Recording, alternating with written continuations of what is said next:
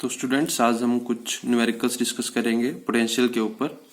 ठीक है, तो उसमें से फर्स्ट न्यूमेरिकल है, उसमें हमें बोला हुआ है 12 joule of work has to be done against an electric field to carry a charge of 0.01 coulomb from A to V. Find potential difference B A minus V B. Clear है? तो हमें पता है कि जो वर्क डन होता है वो क्या होता है, चार्ज इंटू पोटेंशियल। ठीक है, तो चार्ज इंटू पोटेंशियल डिफरेंस आ जाएगा। यहाँ पे पोटेंशियल डिफरेंस कितना आ जाएगा, बीबी माइनस बी ए। तो बीबी माइनस बी ए कितना आ जाएगा, हम ए टू वी लेके जा रहे हैं ना, उसको हमें क्या निकालना है, और ए माइनस बी निकालना है। हम कहां से कहां लेके जा रहे हैं, ए टू वी लेके जा रहे हैं, तो क्या आएगा बीबी माइनस बी ए। तो बीबी माइनस बी ए कितना आ गया, वर्क डन बाई चार्ज। कितना वर्क डन करना पड़ा हमें, 12 जूल। चार्ज कितना दे रखा है, 0.01 कूलम। तो बीबी माइनस बी ए वो कितना आ गया, 1200 वोल्ट आ गया। क्लियर है? बट हमसे पूछा क्या हुआ है, बी ए माइनस बीबी पूछा हुआ है। तो बी ए माइनस बीबी क्या आ जाएगा, negative of this B B minus B A.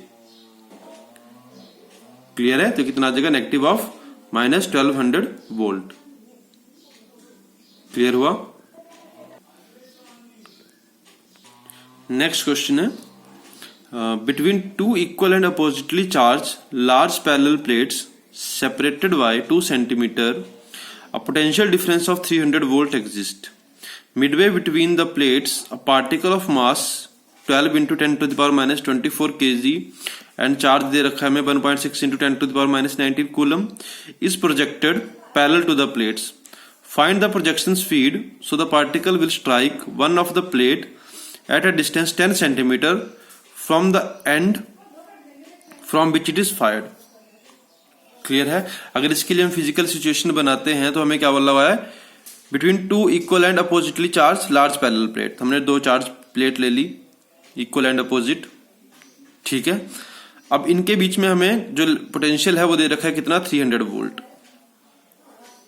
Clear है? तो पोटेंशियल हमें पता है, तो हम देखो अब 2 लार्ज प्लेट्स हैं, इनके बीच में जो इलेक्ट्रिकल फील्ड रहेगी वो क्या रहेगी, कांस्टेंट रहेगी। ये डिस्टेंस हमें कितना दे रखा है, सपोज दिस इज डी, इसकी हमें वैल्यू दे रखी है 2 सेंटीमीटर।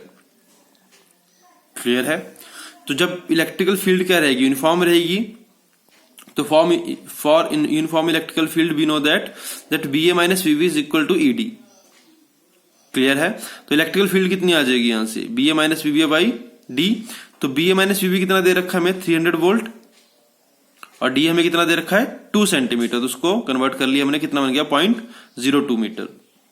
तो इलेक्ट्रिक फील्ड कितनी आ गई, 15,000 वोल्ट पर मीटर। क्लियर है? तो ये क्या आ गई हमारे पास, इलेक्ट्रिकल फील्ड की वैल्यू आ गई। ठीक है, अब हमने अगर हम इसको हायर पोटेंशियल मानते हैं, इसको लोअर पे, तो इलेक्ट्रिक फील्ड की डायरेक्शन किस तरह से होगी, हायर टू लोअर की तरफ। क्लियर है? पॉजिटिव टू नेगेटिव की तरफ इलेक्ट्रिक फील्ड की डायरेक्शन होगी। हमसे पूछा क्या हुआ है, find the projection speed so the particle will strike one of the plate at a distance 10 centimetre from the end from which it is fired. देखो यहां से हमने पार्टिकल को करा, प्रोजेक्ट करा यू वेलोसिटी के साथ। क्लियर है? अब देखो ये पार्टिकल है, इसके ऊपर का चार्ज, पॉजिटिव चार्ज दे रखा है हमें 1.6 into 10 to the minus 19 coulomb. क्या होगा ये, इसको जब हमने फेंक देंगे इस तरह से, तो कुछ देर के बाद जाएगा ये और इस पॉइंट के ऊपर स्ट्राइक कर जाए, क्योंकि यहाँ पे क्या है, नेगेटिव चार्ज है, तो इसकी तरफ को अट्रैक्ट होगा। क्लियर है? तो ये किस तरह का पाथ फॉलो कर रहा है, प्रोजेक्टाइल की तरह पाथ फॉलो करेगा जब यहां से इसको हम फेंकेंगे तो। क्लियर है? अब सपोज ये डिस्टेंस एल के ऊपर जाके गिरा। ठीक है, तो कितना टाइम इसको यहां तक पहुंचने के लगा, उसको हम सिंपली निकाल सकते हैं। वो टाइम कितना होगा, L by you, distance by velocity. क्यों? क्योंकि वेलोसिटी जो थी हॉरिजॉन्टल में वो क्या रहेगी, कांस्टेंट रहेगी। क्लियर है? प्रोजेक्टाइल मोशन हमने पढ़ा है कि जब भी हम प्रोजेक्टाइल को parallel to the axis fire करते हैं, ठीक है, तो हॉरिजॉन्टल वेलोसिटी थी वो क्या रहती थी, हमेशा कांस्टेंट रहती है। चेंज किस में आ रहा है, जो उसकी वर्टिकल वेलोसिटी होती है उसमें चेंज आता था। क्लियर है? अगर इसकी एक्सेलरेशन निकालनी हो मुझे, तो एक्सेलरेशन किस तरह से आ जाएगी, देखो हमारे पास एक फॉर्मूला होता है, F is equal to Q E. ये पढ़ा हमने, F क्या होगा, mass into acceleration is equal to Q E. तो एक्सेलरेशन कितनी आ जाएगी, Q E by M. Clear है? तो इन वर्टिकल डायरेक्शन में, अब यहाँ पे कहा था, मिड वे पे था, तो ये डिस्टेंस कितना होगा, dy/2 होगा।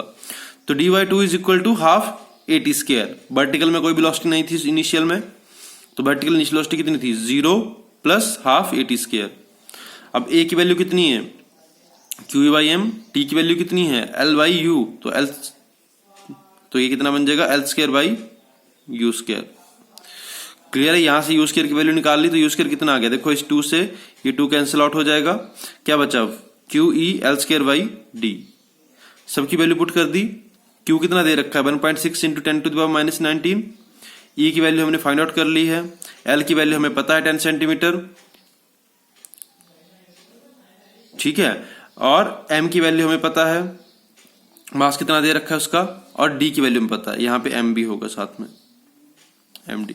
M की वैल्यू पता है और D की वैल्यू पता है, तो ये -24 है, 10⁻24। क्लियर है? जब इन सबको हमने सॉल्व करा तो u² की वैल्यू कितनी आई 10⁸, तो u की वैल्यू कितनी आ गई 10⁴ मीटर पर सेकेंड। क्लियर हुआ ये प्रॉब्लम?